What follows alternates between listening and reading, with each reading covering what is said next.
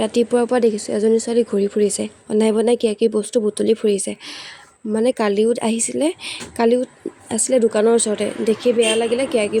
ৰাস্তাৰ কাষতে বহি আছিলে, দেখি পেলাই তাই কিবাকিবি দিলোঁ, সেয়াও খালে। খাই পেলাই সুধিলোঁ ঘৰ ক'ত, কিন্তু ভালদৰে ক'ব নোৱাৰিলে। আজিও দেখিছোঁ ৰাতিপুৱাৰ পৰা ঘূৰি ফুৰিছে, কিবাকিবি বস্তু বুটলি ফুৰিছে, হয়তো তাই ভোকত থাকিবও পাৰে। সেইবাবে দেখি মাতিলোঁ তাইক, পিছে চাহ দিলোঁ, লগতে কিবাকিবি দিলোঁ, সেয়া বহি মাটিতে বহি খালে। আকৌ সুধিলোঁ আজি ঘৰ ক'ত, কিন্তু তাই একো ক'ব নোৱাৰিলে, কিবাকিবি বকিয়ে কৈ আছে। আৰু লগতে সুধিলে, আৰু এজন কাষ্টমাৰে সুধিলে তোমাৰ ঘৰ ক'ত, কিন্তু তাই কৈছে মিছা কথা। কিবাকিবি আৰু গোটেই গাত কিবাকিবি দাগ পৰিছে, তাই থাকে বা ক'ত চিনিও নাপাওঁ। আৰু মা গৈছিলে ট্ৰেইনিঙলৈ, গৈ পেলাই তাতে বিৰিয়ানী দিছিলে আৰু মোলৈ লৈ আহিলে, মায়ে নাখায় বাবে। মায়ে ক'লে যা মাছকে লৈ আহগৈ। মায়ে সৰু মাছ খাই ভাল পায় কাৰণে মই সৰু মাছকে লৈ আহিলোঁ। ভাত পানী খাই উঠি পাছফালে থকা হাবিখিনি অলপমান কাটিব ল'লোঁ। ইফালে গৰম দিন যে সাপ ওলাব বুলি ভয়ো লাগে।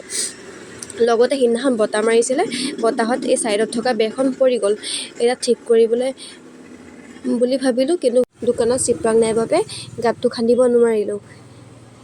ইফালে ভাবিছিলোঁ ঢুকা দি পেলাই ৰখাম বুলি, কিন্তু নাই, নোৱাৰিলোঁ। বেৰখন মানে একেবাৰে খুঁটাকেইটা একেবাৰে হালি পৰিলে। ঠেলিবও চেষ্টা কৰিলোঁ, নাই, নোৱাৰিলোঁ। অৱশেষত